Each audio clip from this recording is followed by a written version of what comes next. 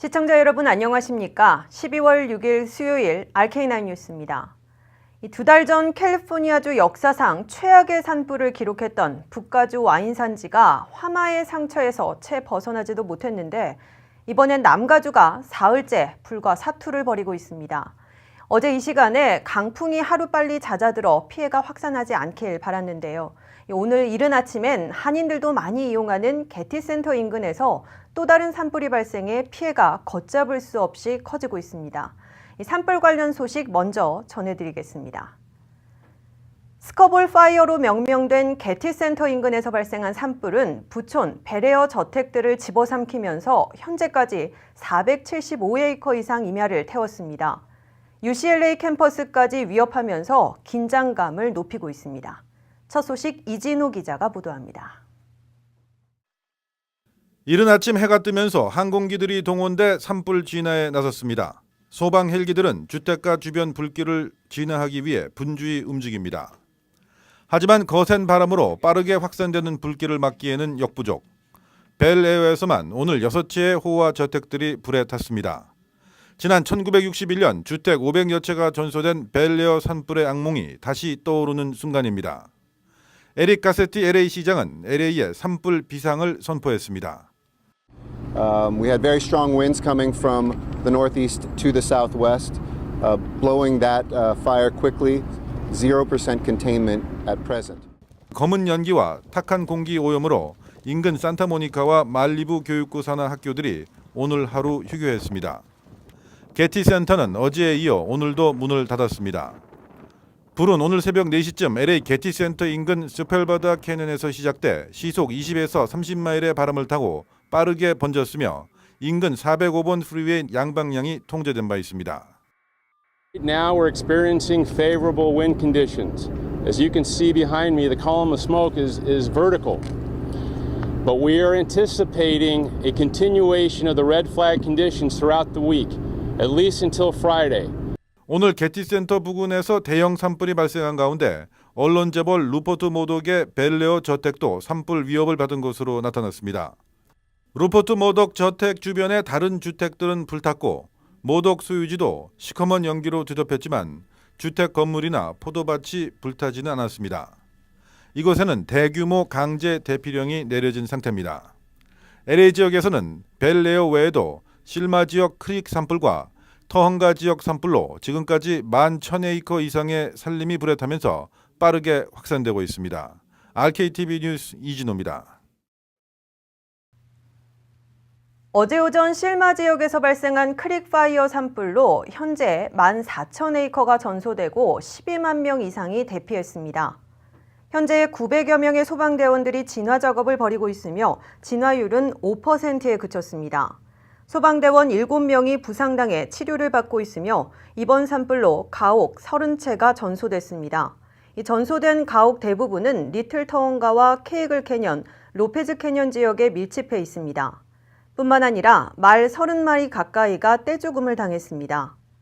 여전히 2,500여 가구가 산불로 위협받고 있으며 25만여 명이 대피령이 내려진 상태입니다.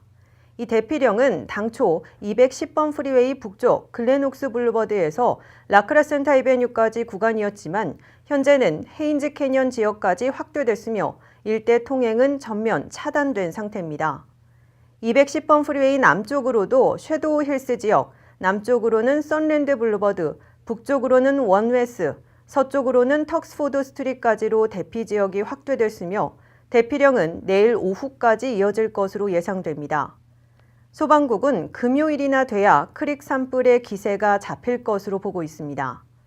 한편 산불로 폐쇄됐던 210번 프리웨이 양방향은 재개통된 상태입니다. 이번엔 피해가 가장 컸던 벤츄라 카운티로 가보겠습니다. 이 벤츄라 카운티에서 발생한 토마스 산불은 여전히 걷잡을 수 없이 통제 불능 상태입니다. 사흘째인 오늘까지 집계된 피해 면적은 6만 5천 에이커로 산불은 101번 프리웨이를 태우고 태평양 해변까지 도달했습니다. 이 진화율은 아직까지 0%입니다. 현재 150채 건축물이 전소됐으며 12,000여 채 건물이 위협받고 있습니다. 소방관들은 강풍과 함께 불길이 거세게 번지면서 현장에 아직 접근조차 못해 파악되지 않은 실제 피해 건물 수는 훨씬 더 많을 것으로 추정했습니다. 1,100여 명의 소방관들은 진화 작업을 벌이고 있는 가운데 제리 브라운 주지사는 어제 이 지역에 주 비상사태를 선포했고 20만 명이 대피한 것으로 알려졌습니다. 한편 현재 벤츄라 카운티 지역의 소방당국은 전력 수급 차질로 인한 소화전 사용에 어려움을 겪고 있는 것으로 전해졌습니다. 전력 수요가 높아져 공급에 차질이 생기면서 화재 지역의 양수 시스템을 작동할 수가 없는 상황이라고 당국은 설명했습니다. 이로 인해서 소화전이 물을 끌어들일 수 없어 화재 진압에도 애를 먹고 있습니다. 이 소방당국은 현재 남가주 곳곳에 발생한 산불을 진압하는 데 최소 8일이 걸릴 것으로 보고 있습니다. 산타이나 강풍은 내일부터 다행스럽게도 조금 잦아들 것으로 예보가 됐는데요. 일단 산불로 LA 북서부 지역이 시커먼 연기로 뒤덮여 있기 때문에 당국은 주민들에게 바깥 활동을 자제할 것을 권고하고 있습니다. 건강에 각별히 유의하시기 바랍니다. 다음 소식입니다. 도널드 트럼프 대통령이 예루살렘을 이스라엘 수도로 공식 인정하고 미국 대사관도 이전하겠다고 공식 발표해 긴장을 고조시키고 있습니다. 트럼프 대통령의 결정에 팔레스타인은 물론 아랍권 전체가 강력 반발하고 나서 중동 화약고에 불을 붙여 중대 사태를 초래할지 모른다는 경고를 받고 있습니다. 한면택 특파원이 보도합니다. 도널드 트럼프 대통령이 결국 중동 화약고에 불을 붙이고 있다는 우려를 증폭시키고 있습니다. 트럼프 대통령은 백악관 발표를 통해 이스라엘과 팔레스타인이 서로 수도로 주장해온 예루살렘을 이스라엘의 수도로 공식 인정하고 미국 대사관도 이전토록 지시했다고 밝혔습니다. 트럼프 대통령은 이제 예루살렘을 이스라엘의 수도로 공식 인정할 때이며 이는 옳은 일이고 현실을 감안하면 이미 오래전에 해결했어야 할 문제라고 강조했습니다. 그는 미국의 여러 대통령들이 이를 공약했다가 지키지 못했으나 나는 이행하려는 것이라고 밝혔습니다. 트럼프 대통령은 이어 이스라엘 주재 미국 대사관을 현재 텔아비브에서 예루살렘으로 이전토록 국무부에 지시했다고 밝혔습니다. 트럼프 대통령은 미국은 여전히 이스라엘과 팔레스타인의 이국가 해법을 지지할 것이며 마이크 펜스 부통령을 곧 중동에 파견할 방침이라며 이번 결정은 중동 문제를 평화적으로 해결하는 데 기여하게 될 것이라고 말했습니다. 하지만 트럼프 대통령의 이번 결정은 즉각 팔레스타인은 물론 아랍권 전체의 거센 반발을 초래하고 있어 중동 화약고에 불을 지핀 것으로 간주되고 있습니다. 트럼프 대통령은 이스라엘과 팔레스타인이 오랫동안 분쟁의 핵심으로 삼아온 예루살렘 지위 문제에서 노골적으로 이스라엘 편을 든 것이어서 팔레스타인과 전체 아랍권의 강한 반발은 물론 일부 무장투쟁까지 우려되는 등 거센 후폭풍을 불러오고 있습니다. 팔레스타인 측은 트럼프가 예루살렘을 이스라엘 수도로 부르는 것만으로도 이국가 해법은 이미 끝장난 것이라며 분개하고 있어 동예루살렘, 요르단강 서안지구, 가자 등지에서의 거친 항의 시위와 유혈 사태로 이어져 중동 지역이 다시 흔들릴 것으로 우려되고 있습니다. 게다가 미국 대사관의 이전에는 수년이 걸릴 것으로 보이는데 자신의 선거 공약을 이행하기 위해 지금 당장의 반미 폭력 사태와 테러, 중동 분쟁까지 초래할지 모른다는 경고를 받고 있습니다. 지금까지 워싱턴에서 RKTV 뉴스 한면택입니다. 최근 천정부지로 치솟는 렌트비와 물가로 LA를 떠나는 탈-LA 현상이 이어지고 있지만 LA의 인기는 여전한 것으로 나타났습니다. 충분한 일자리와 경제 호황 등으로 LA로 이주한 주민들의 수가 전국 대도시 가운데 세 번째로 많았습니다. 문지혜 기자가 보도합니다. LA시가 올해 전국에서 가장 인기 있는 새 정착지 3위로 꼽혔습니다. 이사를 돕는 온라인 플랫폼 업데이터가 지난 1월 1일부터 올 4분기까지 100만여 가구의 이사 추이를 종합한 보고서에 따르면 이사를 떠나는 주민들이 가장 많이 몰리는 곳은 워싱턴 DC로 나타났으며 이어 달라스 포트워스, LA 순이었습니다. 이외에도 탑 15에는 뉴욕, 아틀란타, 오스틴, 휴스턴, 필라델피아, 샌프란시스코, 시카고, 올랜도, 시애틀, 덴버, 보스턴, 피닉스가 포함됐습니다. 업데이터 측은 대도시의 경우 거대한 시장과 주거지로 훌륭한 외곽 도시들이 잘 형성돼 있다면서 최근 미국인들이 대도시로 돌아가는 추세라고 설명했습니다. 부동산 정보 분석업체 트룰리아도 경기 침체 이후 도시 외곽에서 인구수가 꾸준히 늘고 있다고 밝혔습니다.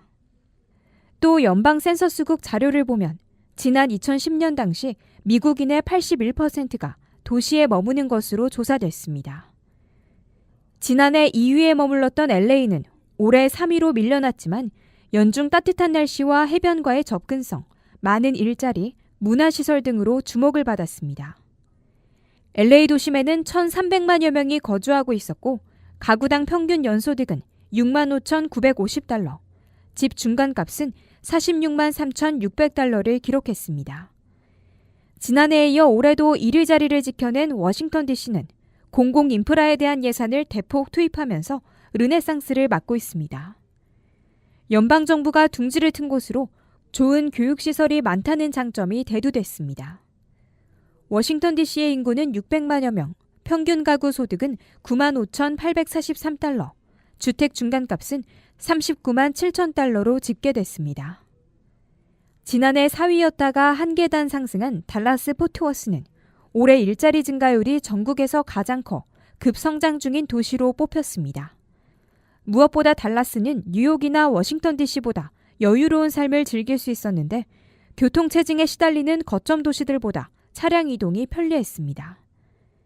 달라스의 인구는 700만여 명 이상, 평균 연소득은 6만 3,812달러, 주택 중간값은 29만 5천 달러였습니다. 4위 뉴욕은 사업을 하기엔 적절하지만 웬만한 임금으로는 생활하기 힘든 지역이라는 평가를 받았습니다. 라디오 코리아 뉴스 문지혜입니다. RK9 뉴스 잠시 후에 계속됩니다.